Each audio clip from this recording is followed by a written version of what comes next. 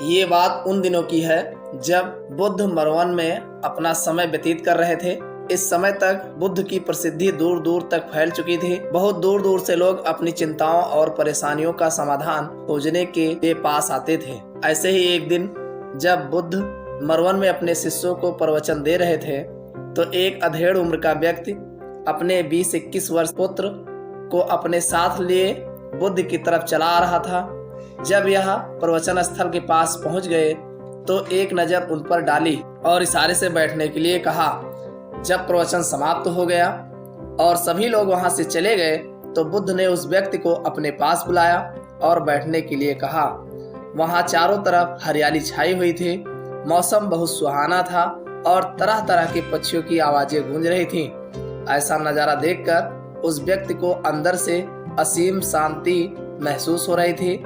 इसके बाद बुद्ध ने उस व्यक्ति से आने का कारण पूछा तो इस पर व्यक्ति ने कहा, मैं 2 दिन की लंबी यात्रा करके अपने पुत्र को आपसे मिलवाने लाया हूँ। ये मेरा इकलौता पुत्र है और ये हर समय थका थका रहता है।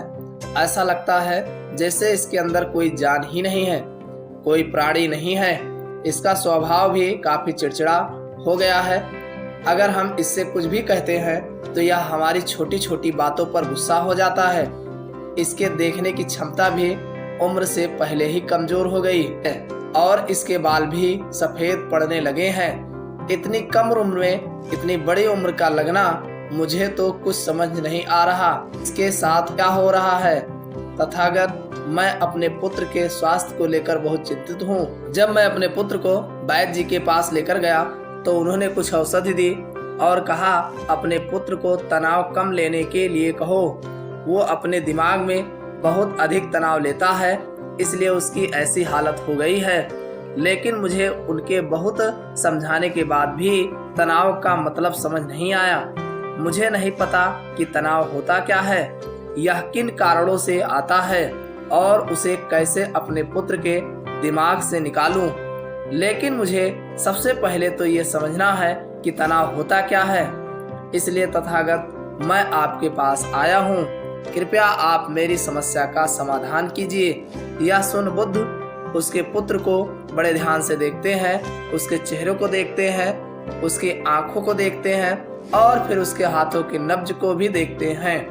यह सारी विधि करने के पश्चात बुद्ध उस व्यक्ति से कहते हैं, तनाव लेना तो कोई नहीं जानता, लेकिन फिर भी यह तनाव लोगों के दिमाग को दीमक की तरह पकड़ लेता है और व्यक्ति जान भी नहीं पाता कि वह तनाव में जी रहा है।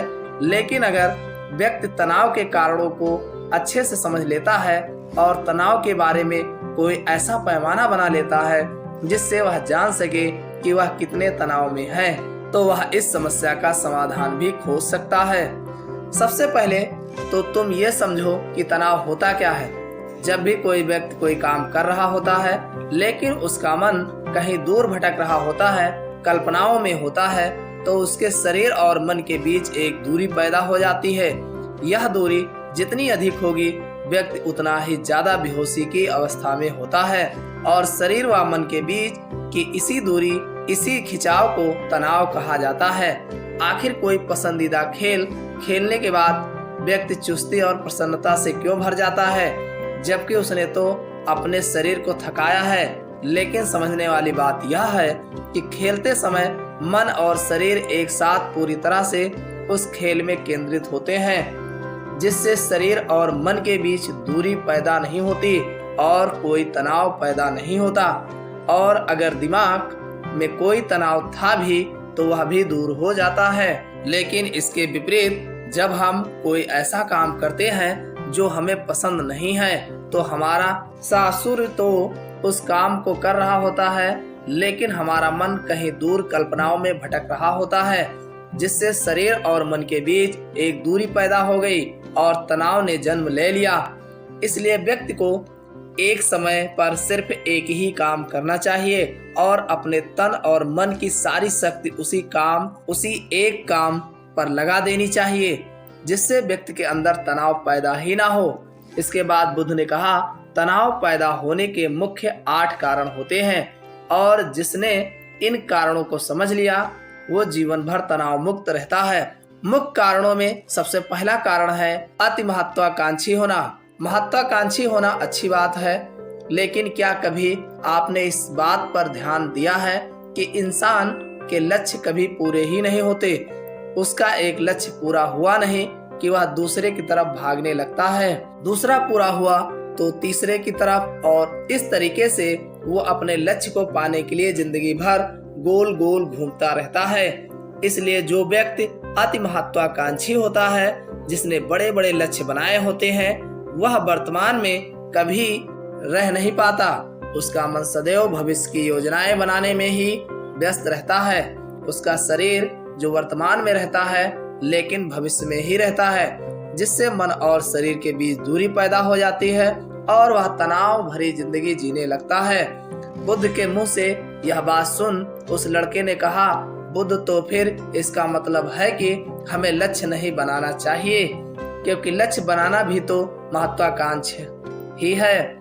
इस पर बुद्ध ने कहा, जीवन में लक्ष्य बनाना कोई गलत बात नहीं है, लेकिन समस्या तब उत्पन्न होती है जब वो अपना पूरा ध्यान उस लक्ष्य से मिलने वाले परिणामों पर ही लगा देते हैं और उसके परिणाम की चिंता करते रहते हैं। व्यक्ति को वर्तमान में जीना आना चाहिए। आप लक्ष्य बनाइए और उस लक्ष्य की प्राप्ति के लिए कड़ी मेहनत करिए, लेकिन साथ ही साथ आपको इस बात का भी ज्ञान होना चाहिए कि आप अभी वर्तमान में जी रहे हैं और वर्तमान ही सत्य है। बुद्ध ने आगे कहा, तनाव का दूसरा सबसे बड़ा कारण है ईर्ष्या। जब व्यक्ति ईर्ष्या और जलन से भर जाता है तो उसका मन अंदर से सड़ने लगता है। ईर्ष्या एक आंतरिक घाव है। आंतरिक घाव यानी मन का घाव। व्यक्ति के शरीर का घाव तो भर सकता है, लेकिन मन का घाव कभी नहीं भर सकता। इसलिए व्यक्ति को दूसरे की खुशी और तरक्की से कभी ईर्ष्या नहीं करनी चाहिए, क्योंकि तनाव का कारण है। इसके बाद बुद्ध ने तनाव का अगला कारण बताते हुए कहा कि अरुचिपूर्ण काम करने से भी मन में तनाव पैदा होता है। जो काम करना हमें पसंद ही नहीं है, जिस काम में हमारी रुचि ही नहीं है, उस काम में हमारा मन लग ही नहीं पाएगा। हमारा शरीर तो वहीं बैठा रहेगा, लेकिन हमारा मन कल्पनाओं की उड़ान भरेगा, जिससे शरीर और मन के बीच दूरी पैदा हो जाती है और व्यक्ति तनावग्रस्त हो जाता है। इसलिए इंसान को हमेशा अपनी रुचि के अनुसार ही कार्य करना चाहिए।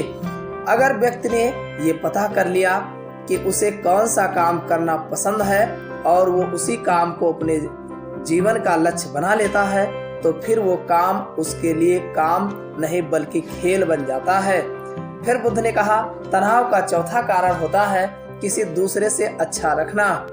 बुद्ध ने उस व्यक्ति की ओर इशारा करते हुए कहा, एक पिता होने के नाते तुम्हारी अपने पुत्र से बहुत सी अपेक्षाएं होंगी कि तुम्हारा पुत्र एक बहुत ही कामयाब इंसान बने, तुम्हारा नाम रोशन करे, जैसा तुम चाहते हो उस तरह का जीवन जिए, तुम्हारी हर बात माने। लेकिन क्या आज तक कभी किसी की सारी अपेक्षाएं पूरी हुई हैं? जब भी कोई व्यक्ति किसी दूसरे से कोई अपेक्षा रखने लगता है तो वो अनजाने में अपने लिए तनाव पैदा करने लगता है। जरा सोचो कि अगर तुम्हारा बेटा तुम्हारे अनुसार काम नहीं कर रहा है और वो नहीं बन पा रहा जो तुम उसे बनाना चाहते हो, तो निश्चित रूप से तुम्हारे दिमाग को तनाव पकड़ लेगा। तुम तनाव से जीवन भर जीना शुरू कर दोगे और इस तनाव के बस में आकर तुम ऐसा व्यवहार करोगे, ऐसी बातें करोगे कि तुम्हारा अपने पुत्र के साथ संबंध और भी खराब होता चला जाएगा। इसीलिए व्यक्ति को जितना हो सके उतनी कम अपेक्षाएं दूसरों से रखनी चाहिए, और अगर पूरी तरह से तनाव मुक्त रहना है तो दूसरों से अपेक्षा रखना ही बंद कर दो। इसके बाद बुद्ध ने कहा कि शारीरिक कष्ट भी इंसान के तनाव का एक कारण होता है। जब व्यक्ति किसी शारीरिक पीड़ा से गुजर रहा होता है तो उसका पूरा ध्यान बस अपने उस शारीरिक दर्द पर होता है और वो पूरे दिन बस उसी के बारे में सोचता रहता है, जिससे उसका मन दुख के विचारों से भर जाता है और ऐसी स्थिति में व्यक्ति तनावग्रस्त रहने लगता है। यह सुन व्यक्ति ने कहा कि हे बुद्ध, शारीरिक दुख तो किसी भी व्यक्ति का हो सकता है, तो फिर क्या हुआ, व्यक्ति जीवन भर तनाव में ही जिएगा। इसका जवाब देते हुए बुद्ध ने कहा कि इंसान को ये बात समझनी चाहिए कि हमारा जीवन दुखों का आधार है। जैसे जैसे हमारा जीवन आगे बढ़ता है, इसमें दुख ही आते हैं, बीमारियां आती हैं और फिर अंत में मृत्यु भी आती है। तो बीमारियां इंसान के जीवन का अभिन्न अंग है, कोई इनसे बच नहीं सकता। बस किसी किसी के जीवन में ये समय से पहले आ जाती हैं तो किसी के बाद में, सबको आती हैं। जब इंसान का मन इस बात को अच्छे से समझ लेगा तो फिर वह अपनी बीमारी के बारे में सोच सोच कर ज्यादा तनाव नहीं लेगा, क्योंकि यह हमारे जीवन का अभिन्न हिस्सा है और इसके लिए व्यक्ति को शारीरिक रूप से भी अभ्यास करते रहना चाहिए। अपने जीवन में व्यायाम और स्वस्थ जीवन शैली को भी जगह देनी चाहिए ताकि उसका शरीर लंबे समय तक निरोगी रहकर सही से काम कर सके। तनाव का अगला कारण होता है अपनी योजनाओं को समझने के लिए समय न देना। कुछ लोगों के दिमाग में कोई विचार आया नहीं है कि वो बिना सोचे समझे उस पर काम करना शुरू कर देते हैं और जब उस काम में उन्हें असफलता मिलती है तो वह तनाव से भर जाते हैं, क्योंकि उन्होंने उस काम को शुरू करने से पहले उसके बारे में पूरी जानकारी इकट्ठा नहीं की थी। इंसान को कोई भी काम शुरू करने से पहले उसके अच्छे और बुरे परिणामों के बारे में ठीक से सोच विचार कर लेना चाहिए। इंसान को इस बारे में भी सोच लेना चाहिए कि अगर ये योजना सफल नहीं हुई तो फिर इसके बाद मैं क्या करूँगा। इसलिए व्यक्ति को अपनी योजनाओं को ठीक से समझने के लिए पूरा समय देना चाहिए ताकि बाद में उस योजना की वजह से तनाव पैदा ना हो। तनाव का 7वां सबसे बड़ा कारण होता है टाल मटोल करना, आज के काम को कल पर टालना।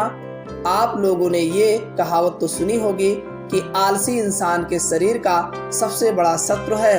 इंसान आलस की वजह से आज के काम को कल के लिए टाल देता है और फिर काम को टालना उसकी आदत बन जाती है। काम को कल पर टालने वाले व्यक्ति का काम कभी भी समय पर पूरा नहीं हो पाता और अगर किसी तरह से पूरा भी हो जाता है तो वह उतना अच्छा नहीं हो पाता जितना अच्छा उसे किया जा सकता है और फिर यह बात व्यक्ति के अंदर तनाव पैदा करती है। लेकिन काम को टालना या काम को एकदम अंत समय पर करना एक आदत है, इसलिए व्यक्ति ना चाहते हुए भी बार बार अपनी इस आदत का शिकार बन जाता है और काम को टालता रहता है और फिर जब काम की समय सीमा पास आ जाती है तो वह तनाव से भरकर काम को पूरा करने का प्रयास करता है। इसलिए तनाव मुक्त रहने के लिए व्यक्ति को काम को टालने की आदत छोड़नी पड़ेगी और यह तभी संभव है जब व्यक्ति काम को समय से पहले खत्म करने का निश्चय करे। सबसे आखिरी और सबसे प्रमुख कारण जो तनाव का होता है वो है ज्यादा सोचना। लगातार सोचते रहना भी एक बीमारी है और यह उस व्यक्ति में सबसे ज्यादा पाई जाती है जो कपोल कल्पनाएं करता है, जो अतीत की घटनाओं और भविष्य की बातों के बारे में सोचता रहता है, जो बेवजह के अनुमान लगाता रहता है। इसलिए व्यक्ति को ज्यादा सोचने की आदत पर लगाम लगाना चाहिए। इसके लिए जितना हो सके खुद को काम में व्यस्त रखना चाहिए और हर दिन ध्यान का अभ्यास करने को अपने जीवन का हिस्सा बना लेना चाहिए। बुद्ध के मुंह से यह सारी बातें सुनकर उस व्यक्ति ने हाथ जोड़कर कहा, बुद्ध, मेरा पुत्र तो अभी मात्र 20 वर्ष का ही है और इसमें अभी इतनी समझ भी नहीं है कि यह आपकी बताई सारी बातों का एक साथ पालन कर सके। आप कृपया करके तनाव मुक्त रहने का कोई आसान सा तरीका बता दें जिससे मेरा बेटा उसका अनुसरण भी कर सके और तनाव मुक्त भी रह सके। उस व्यक्ति की यह प्रार्थना सुन बुद्ध ने कुछ सोचते हुए जवाब दिया, अगर तुम इतनी सारी बातों का पालन नहीं कर सकते तो इसके लिए एक बहुत ही आसान विधि है। तुम एक बार में एक काम को करने पर ध्यान लगाओ, उस समय सिर्फ उसी काम को करो, सिर्फ उस पर ही अपना पूरा ध्यान लगाओ और अगर तुम्हारा मन इधर उधर भटक जाता है तो जैसे ही तुम्हें याद आए उसे वापस फिर उसी काम में लगा दो। ये सबसे आसान और अच्छा तरीका है तनाव मुक्त रहने का। जब तुम भोजन करो तो उस समय सिर्फ भोजन ही करो, उसके पूरे स्वाद का आनंद लो, उसे अनुभव करो। जब चलो तो अपना पूरा ध्यान सिर्फ चलने पर लगा दो। इससे तुम्हारा मन और तुम्हारा शरीर दोनों एक जगह पर केंद्रित रहेंगे। दोनों के बीच दूरी पैदा नहीं होगी, जो कि तनाव का मुख्य कारण होता है। दोस्तों, आज की युवा पीढ़ी एक ही समय पर 2-2, 3-3 काम करने के आदी हो चुकी है। जैसे फोन पर बात करते हुए गाड़ी चलाना, खाना खाते हुए टीवी देखना, ये फोन चलाना, और फिर इनकी शिकायत रहती है कि मैं तनाव में जी रहा हूँ, मेरा मन शांत रहता है, मैं चिड़चिड़ा सा हो गया हूँ। जब कोई व्यक्ति एक ही समय पर 3-3 काम करेगा तो तनाव पैदा होना तो स्वाभाविक है, क्योंकि दिमाग तो एक समय पर पूरा ध्यान लगाकर सिर्फ एक ही काम कर सकता है। पूर्ण रूप से एक ही समय पर 2 कामों पर ध्यान कभी नहीं लग सकता। इसलिए जहाँ तक संभव हो सके एक समय पर सिर्फ एक ही काम करने का प्रयास करें, वो भी पूरे ध्यान के साथ। दोस्तों, आशा करता हूँ कि आपको इस कहानी से काफ़ी कुछ सीखने को मिला होगा। कहानी अच्छी लगी हो तो वीडियो को लाइक, चैनल को सब्सक्राइब अवश्य करना। समय देने के लिए धन्यवाद।